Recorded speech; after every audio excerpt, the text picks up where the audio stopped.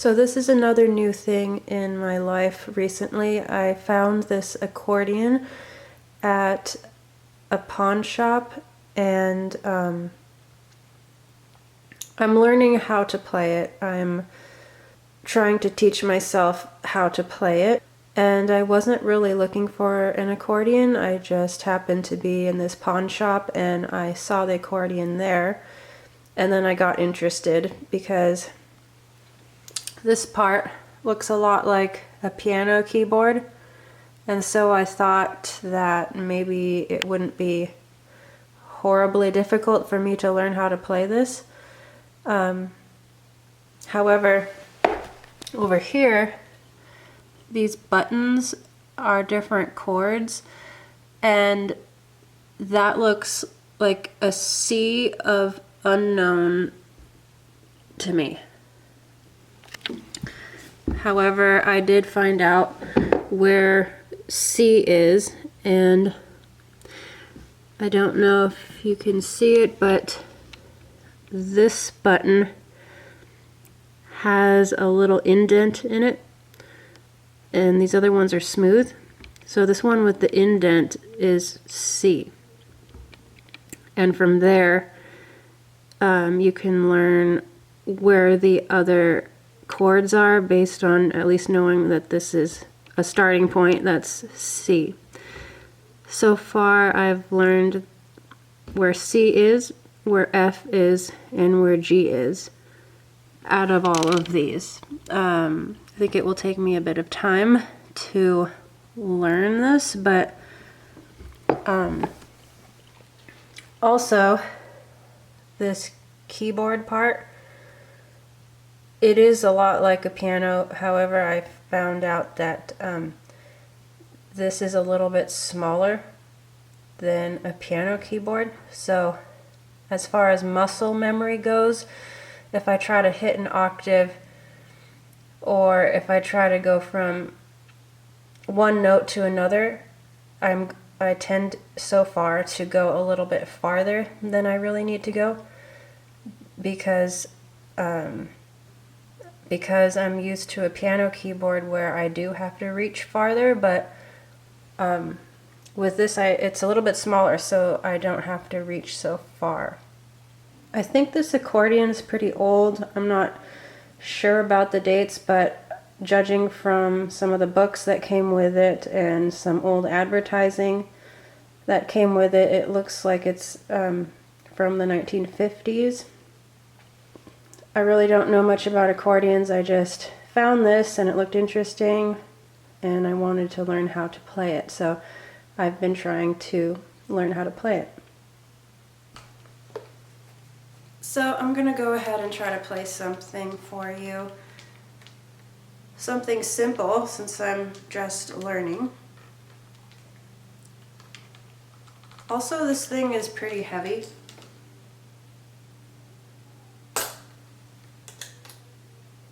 I didn't know what I expected, but it is pretty heavy.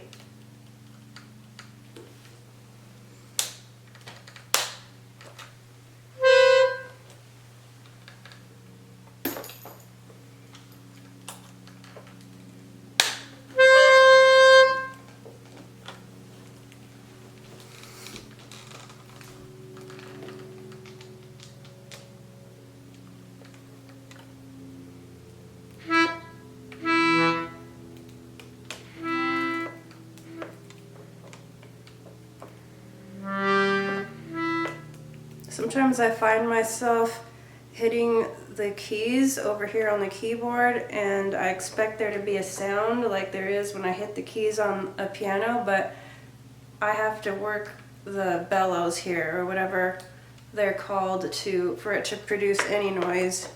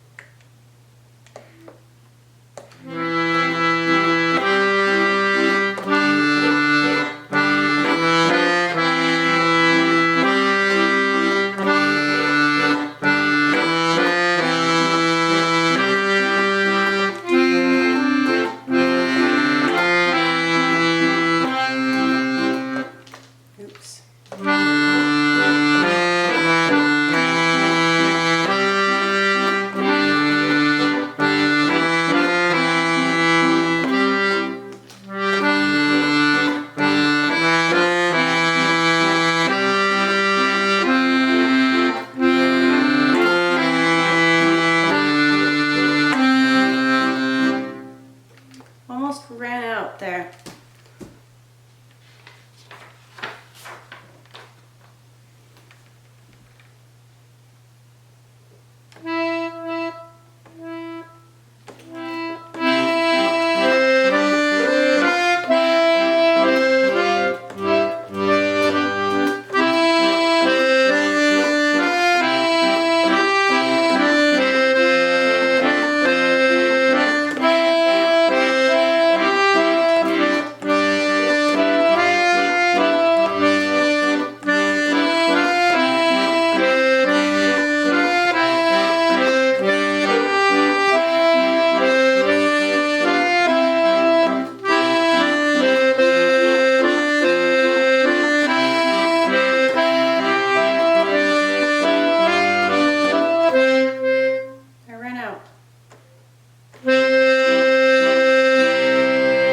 Try that again.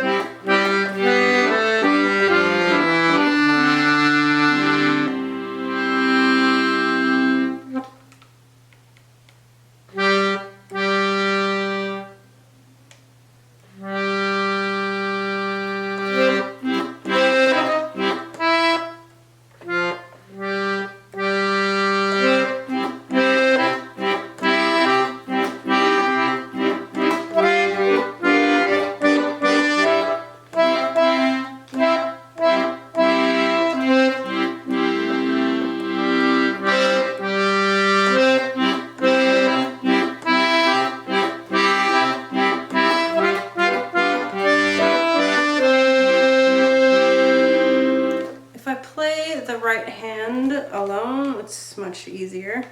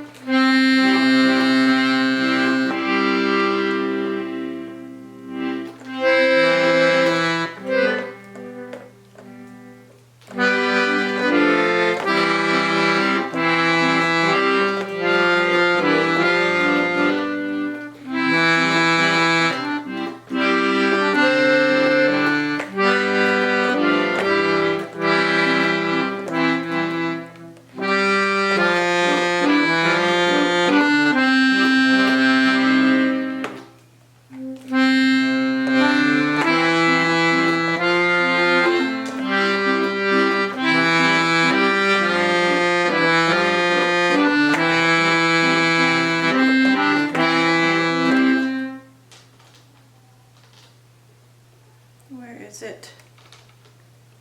Somewhere. Where's C?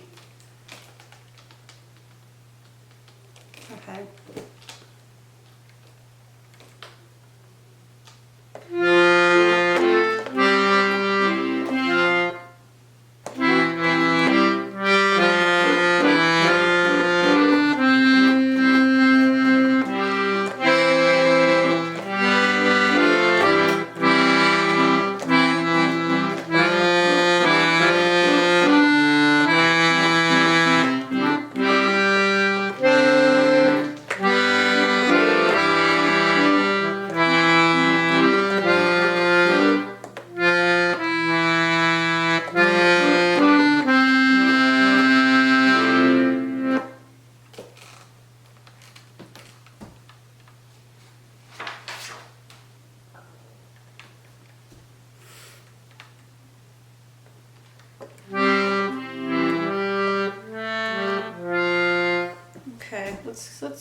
These are getting harder as I flip the pages. Let's go back to the very first one and see if I can play it any better.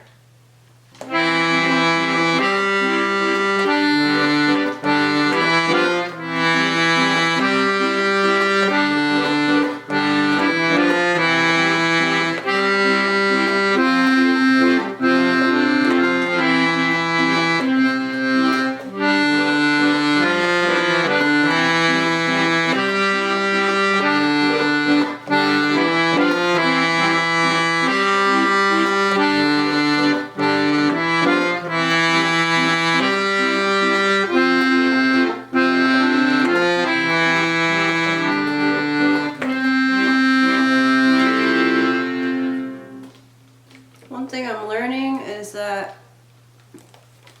if I don't press these buttons cleanly, like if I have my finger kind of halfway resting on another button at the same time, then it will play both.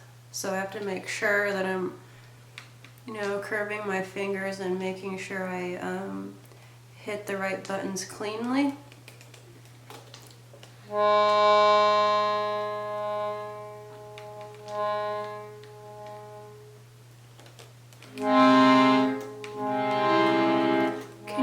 Can you hear the difference if I just press the C cleanly? And if I like accidentally hit one of the buttons next to it as well as C.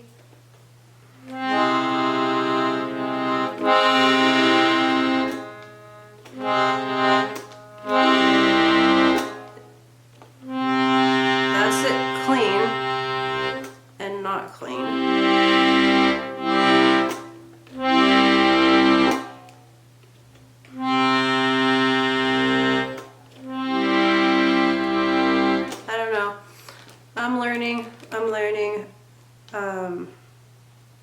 It's a lot to learn and a lot to get used to, but I do think that it has helped that I at least know how to play the piano, and so this side isn't horribly hard. In any case, I am enjoying it. I like how it sounds. I do not regret my purchase, and I hope to continue to get better at it and to enjoy the process of getting better at it. Today is Saturday and it's evening now, but earlier today I went to practice with the other people from church. We practice on Saturdays, and it took a couple hours or so of practicing today. And then after that I went out to tea with a couple people. It sounds so refined for me to say we went out to have tea, but it's nothing terribly refined. It's just this small tea shop here locally, and just sat and had some tea and then walked around town. I bought a hat. It's this one. It's wool. I actually went to this store looking for a gift for someone else, and instead I bought this hat, and I didn't get them a gift yet, but other than that I haven't done a great deal today. But I've been going to this church that I play the piano at for a while now. Not a very long time, but I'm really liking it. The people are nice, but the people have generally been nice wherever I've gone to a church group, which makes me think about this discussion that we had one time during Bible study at this church I'm going to now. We were sharing what drew us to this particular church. Different people were sharing what drew them there. People who had been going there for years, some people not that long, but it was interesting to hear why people were drawn to keep going to this church and basically what attracted them to the church. As some people were sharing what drew them to the church, I was trying to think of what my answer would be, and I know what my answer would be, but other people's answers were like, when they came, they felt really welcomed, they were greeted, they were somehow acknowledged, they weren't ignored, people were warm and friendly and kind and all of that. That was what I was getting most of all as to why people were attracted to this church and to keep going. And I thought that that's not my reason why I would or am still going there. And so I feel like my reason was different from a lot of other people's, because for me, going to a church, my decision of going or not going has never depended on the attitude of the congregation. That's just me personally. I'm not trying to invalidate other people's reasons for why they kept going to a church or why they're attracted to a church. Because it does make a difference when people welcome you and you're not ignored and you feel acknowledged and like your presence there matters. That does make a difference, and that's nice and that's good, I think.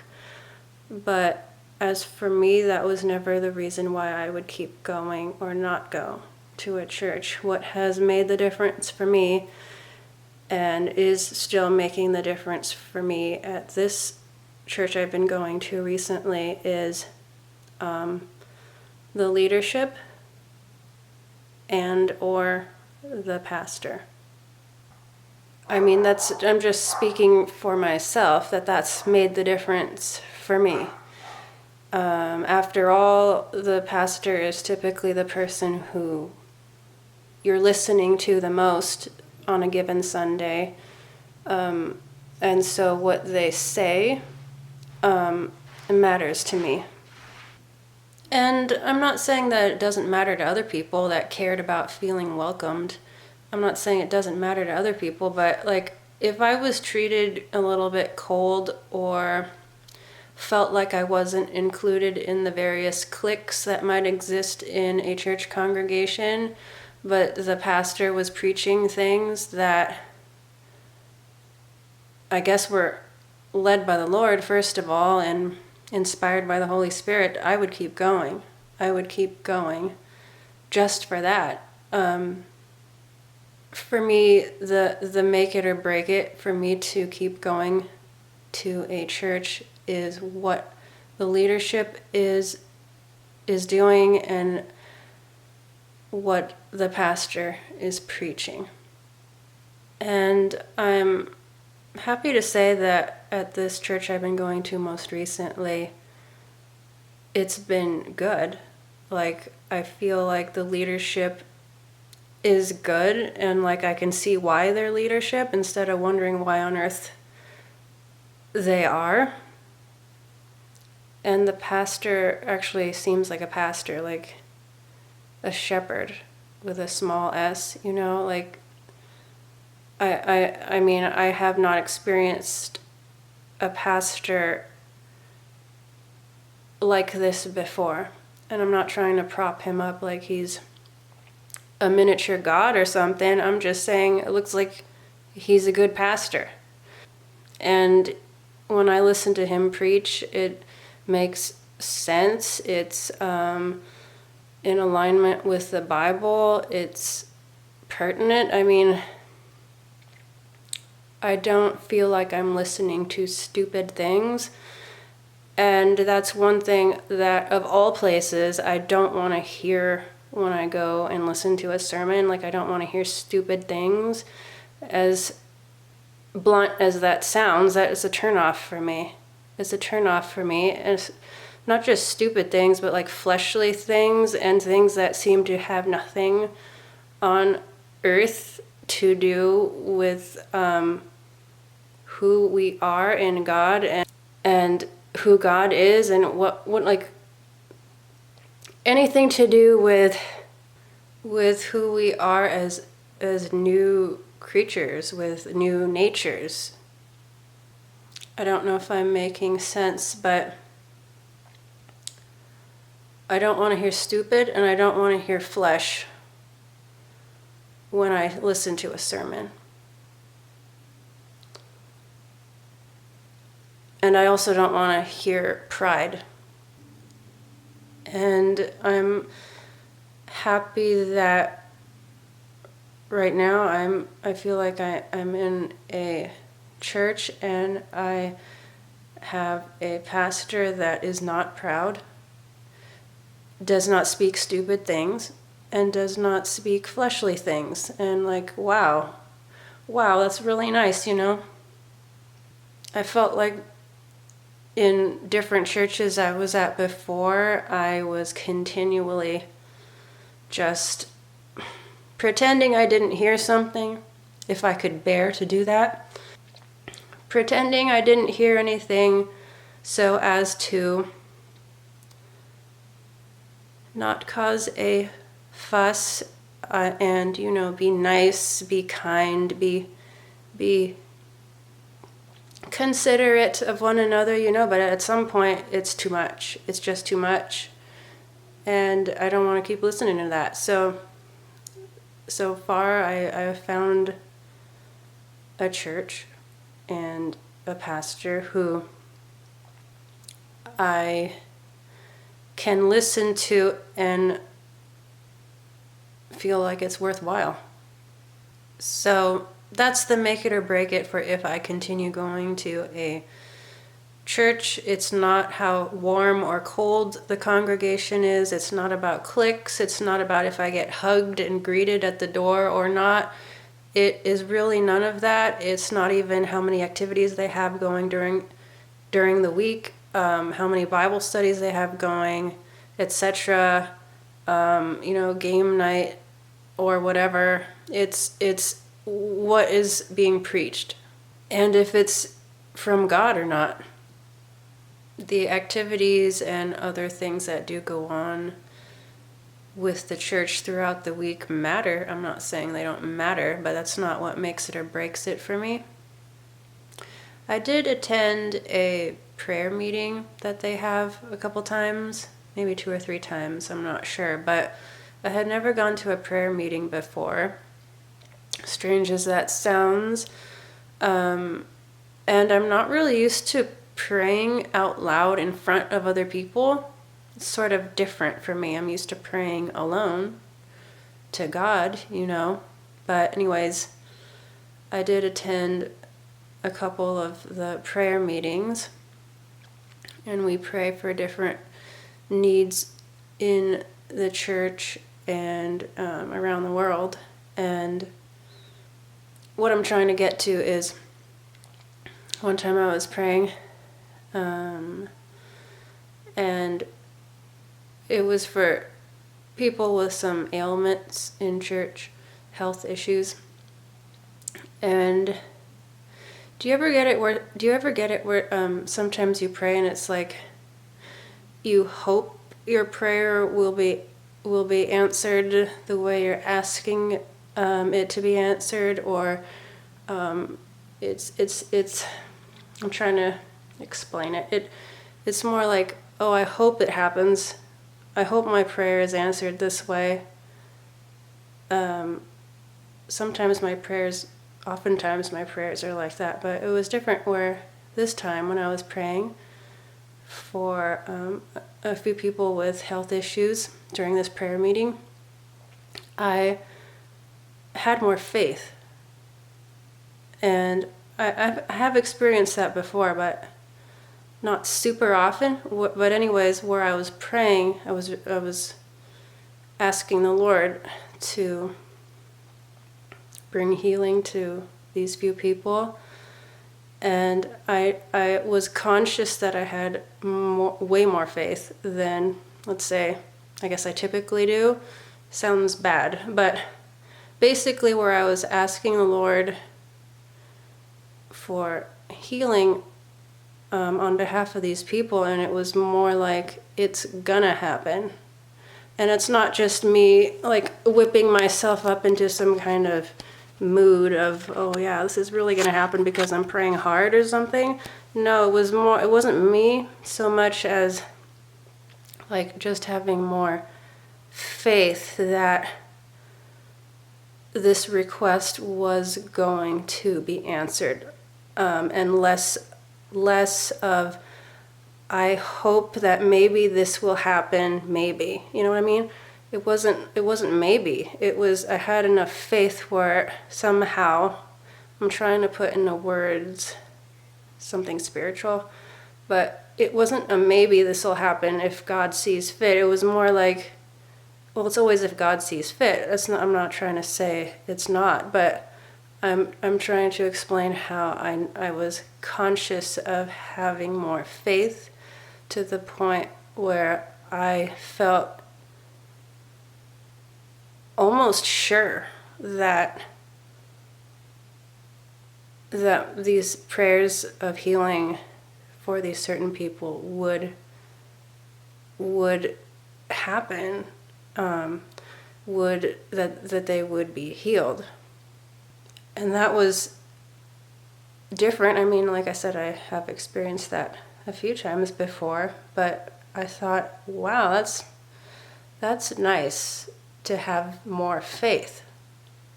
I want that more often. So like, and I've asked the Lord for more faith before, but it made me feel even more motivated to ask for more faith, because I find that when you have more faith, there's more confidence. And it's not self-confidence, it's, I don't even know how to explain it. I don't know how to explain it. Part of that extra confidence that comes with more faith, with that confidence came expectation. And so when we all met together again, I was sort of wondering about how these people that we had prayed for are doing, you know, how are they feeling? And both of them were healed. And so because of that, that got my attention even more. It got my attention even more that I wasn't like imagining some sort of extra confidence in a prayer or something. Like, it was real and was confirmed. And so when it was confirmed, that in itself even builds more faith. And